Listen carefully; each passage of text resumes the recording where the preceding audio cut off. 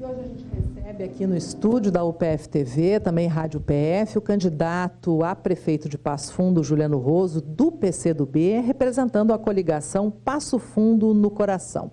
Lembrando que a série de entrevistas ela foi estabelecida por ordem feita através de sorteio. Bom dia, candidato. Obrigado pela presença. Bom dia. Imediato lhe peço para que o senhor se apresente e diga por que quer ser prefeito de Passo Fundo. Bom dia, Zumara. Bom dia, Gerson, todos os amigos da rádio e da TV UPF. Eu penso que Passo Fundo teve grandes prefeitos no último período. Quero destacar 3. Fernando Machado Carrion foi o prefeito da inovação, da modernidade de Passo Fundo. Dipe foi o prefeito do desenvolvimento econômico da cidade. O Luciano foi o prefeito zelador, que cuidou da cidade. Eu quero ser prefeito para que nós possamos ter esses 3 modelos de gestão em uma gestão só. A modernidade, onde o cidadão, por um aplicativo da prefeitura, e eu fui o primeiro candidato a falar disso, possa acessar todos os serviços da prefeitura. O desenvolvimento econômico, porque sem ele não teremos emprego e renda e não teremos impostos para fazer frente aos nossos desafios, e o cuidar da cidade, que é a obrigação mais primária de um prefeito. E, claro, além desses 3 elementos, fazer aquilo que não foi feito. Candidato, o senhor pode falar um pouquinho da sua atuação. Então, quem é Juliano Roso? Eu sou um jovem que fui líder estudantil na minha juventude, aos 15 anos, professor de História, 3 vezes vereador, vice-prefeito da primeira gestão do prefeito Luciano, deputado estadual e atualmente presido o meu partido aqui no estado do Rio Grande do Sul. Bom, candidato, nós convidamos algumas entidades para que formulassem perguntas aos candidatos a prefeito de Passo Fundo. Eu vou lhe convidar para sortear uma delas. Por favor, o senhor pode ler o nome da entidade e a pergunta. Um dos problemas que o comércio varejista enfrenta são os ambulantes que ficam em frente aos seus estabelecimentos, sendo que o empresário tem todo o custo operacional e de impostos. Como prefeito, qual será a solução que será dada a esse problema que o comércio varejista enfrenta? Eu tive a oportunidade de reunir, Zumara, com as 2 entidades que representam o comércio aqui em Passo Fundo, com o Sincomércio e com o CDL, e também conversei com muitos vendedores nas ruas. Nós precisamos criar uma alternativa para que esses vendedores possam ter alternativa de emprego, sejam recebidos na cidade, mas ao mesmo tempo não prejudiquem o nosso comércio tradicional, aqueles que pagam os seus impostos e geram empregos para a cidade. O comércio é o maior gerador de empregos no município de Passo Fundo. Então nós vamos trabalhar para isso, não para excluir as pessoas que vêm para cá, mas para integrá-las à comunidade, dando alternativa a elas e deixando o comércio funcionar normalmente, o comércio tradicional. Bom, candidato, o senhor acabou de citar aí 3 prefeitos que, na sua opinião, foram grandes prefeitos de Passo Fundo. O PCdoB integrou aí 2 gestões do atual prefeito Luciano Azevedo, ocupando cargos importantes, inclusive. A pergunta é, por que a decisão de concorrer do lado oposto? Bom, como tu falou, nós integramos o governo do prefeito Luciano, eu fui vice-prefeito, e fizemos muita coisa que tem sido mostrado na televisão pelo candidato governista, que o PCdoB ajudou a fazer, ajudou a trazer, ajudou a construir. E nós temos orgulho disso. Mas o governo do prefeito Luciano tem suas limitações e seus limites. Nós queremos um governo para fazer mais pelo social. Esse é o nosso diferencial. É o diferencial da esquerda, meu e da Valquíria. Nós queremos trazer programas sociais para a cidade, como, por exemplo, erradicar o analfabetismo, que é de 6.500 pessoas, na capital da literatura, 6.500 pessoas analfabetas, nós queremos trabalhar isso.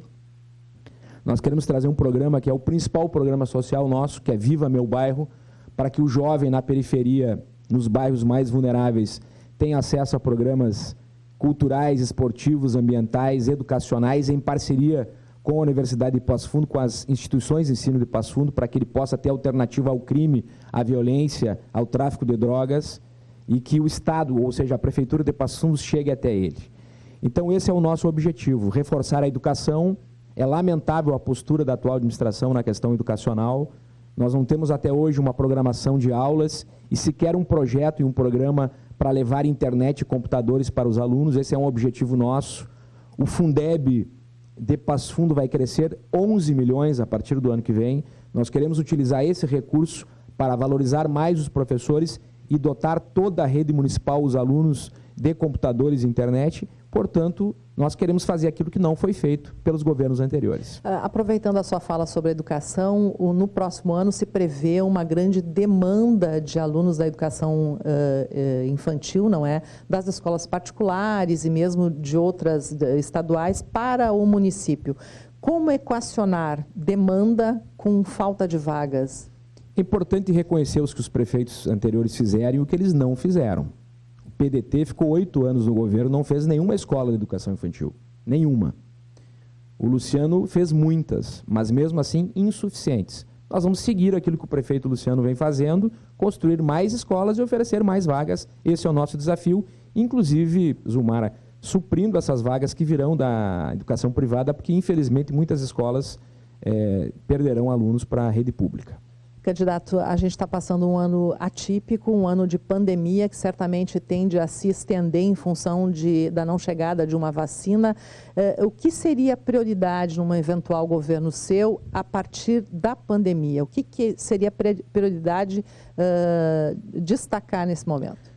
Nós somos a única candidatura, eu e a Valquíria Zumara, que apresentamos 2 planos de governo.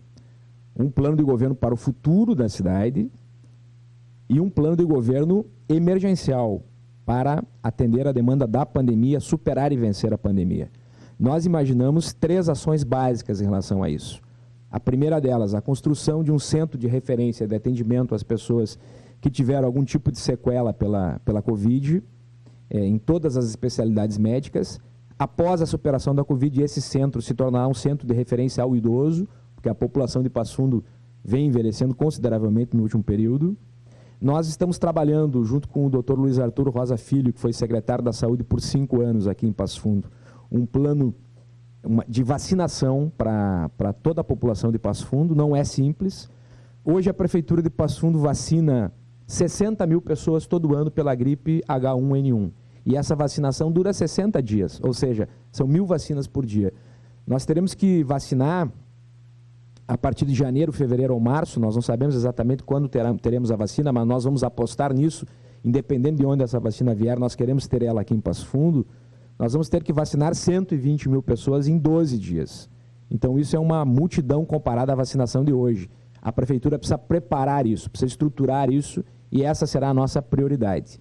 E por fim, nós queremos ter um comitê amplo, plural, com composição de toda a sociedade de Passo Fundo, para tomar medidas conjuntas para enfrentar uma possível nova onda da Covid o ano que vem. Nós queremos democraticamente ter todos os setores da sociedade reunidos numa mesa em alto nível, com maturidade, para tomar as decisões que a cidade precisa para se proteger e para que a vida possa seguir aqui. Sobre pandemia ainda, candidato, qual é a sua observação a respeito da condução do município em relação à pandemia? A minha observação é principalmente essa, é a construção desse comitê. Quando eu fui vice-prefeito, sugeri ao prefeito Luciano que criasse o Conselhão, que era o Conselho de Desenvolvimento Econômico e Social, que foi criado e hoje está abandonado, não existe mais, não funciona, não se reúne. Esse Conselhão pode ser um instrumento para tomar as grandes decisões sobre a Covid. Eu trabalharia mais coletivamente e menos individualmente. Acredito que quem ouve mais as pessoas e se aconselha mais tem menos chance de errar. Você acredita que o município falhou em algum momento? Acredito que o município falhou a não ouvir mais a sociedade e não dialogar mais com a sociedade. É o que eu disse antes. Quem ouve mais erra menos. Bom, a gente tem uma polêmica em relação à volta às aulas. Na sua opinião, as aulas deveriam voltar nesse momento? Na minha opinião, as aulas só deveriam voltar após a vacina. Com a vacina, nós temos mais tranquilidade para os pais, para os professores, para os funcionários de escolas e para os alunos. Candidato, caso eleito, não é? E você não tiver a maioria na Câmara de Vereadores, como vai ser essa relação com o Legislativo a partir da experiência como vereador e também como deputado? Eu fui vereador por 3 mandatos aqui em Passo Fundo, Zumara. Conheço bem o funcionamento da Câmara Municipal de Vereadores e acredito que se qualquer prefeito tiver diálogo com a Câmara de Vereadores, respeito com a Câmara de Vereadores, trabalhar em conjunto, respeitando a independência dos poderes e o funcionamento de cada casa, nós podemos ter um resultado positivo, mesmo não tendo maioria na Câmara Municipal. Nós vamos trabalhar dessa forma, respeitando todos os vereadores, dialogando muito, inclusive com aqueles que serão oposição. Bom, nós temos uma licitação do transporte público aí que já se tentou por 2 ocasiões, foi cancelada, não é? Na sua opinião, a modelagem está equivocada ou pode ser seguido o mesmo modelo numa eventual eleição sua? A modelagem está equivocada, né, por 3 motivos fundamentais. O primeiro deles, que não prevê ônibus eletrônico. Nós vamos prever isso na nossa modelagem. O segundo é que não prevê que a venda da passagem seja feita pela Prefeitura. Nós entendemos que esse pode ser um instrumento poderoso, importante da Prefeitura, não dela ter o transporte, o monopólio do transporte coletivo urbano, mas ela ter o controle sobre quantas passagens são emitidas na cidade, seja o meio passe, ou seja o vale transporte, ou outra modalidade de bilhetagem eletrônica. Então nós queremos ter o controle disso. A Prefeitura não tem como ela saber exatamente o custo da passagem se ela não tem o controle da emissão dos bilhetes, o que é um verdadeiro absurdo. E por fim, nós vamos desonerar todos os impostos sobre o transporte coletivo urbano, para baratear o custo. Tudo aquilo que for imposto municipal nós vamos desonerar e nós vamos utilizar multas, estacionamento rotativo para subsidiar e baixar o preço da passagem para o trabalhador, para o empresário, para o estudante. Nessa modelagem, a Codepas está fora do processo de licitação. O senhor concorda com isso? Nós vamos incluir, por isso que eu disse que não concordo com o modelo atual, nós vamos incluir a Codepas também no nosso edital futuro. Bom, candidato, uma outra situação que é um problema em Passo Fundo são a falta de habitação, não é? A gente tem aí mais de 70 ocupações no município. Como resolver isso? A gente tem uma secretaria municipal com poucos recursos e para resolver isso depende de recursos do governo federal. Como o município pode resolver esse problema que é crônico? A habitação tem que ser feita pelo governo federal, pelo governo estadual e pela prefeitura, mas a prefeitura tem que fazer a sua parte e não vem fazendo. Por isso que as ocupações cresceram na cidade. E são ocupações absolutamente desumanas. As pessoas vivem em condições precaríssimas. Eu tenho visitado muitas ocupações agora nesse período e é um verdadeiro absurdo. Nós vamos trabalhar para regularizar as áreas, adquirir áreas novas para estimular empresários locais a produzirem habitação a nível popular, a nível mais baixo que existe, que é o Minha Casa Minha Vida faixa 1, e nós vamos trabalhar para que a Prefeitura seja parceira de cooperativas habitacionais que queiram vir para cá para construir esse tipo de habitação. A Prefeitura não pode ficar parada esperando o governo federal depositar dinheiro na conta dela para fazer isso. Ela precisa ser proativa e nós vamos fazer muito pela habitação popular, porque nós consideramos que é um dos grandes problemas sociais que nós temos em Passo Fundo. Bom, a gente vive aí nos últimos tempos uma polarização na política, não é? E a esquerda, ela tem sofrido muitos ataques. Como é que está a campanha eleitoral neste ano, você que é um representante da esquerda em Passo Fundo?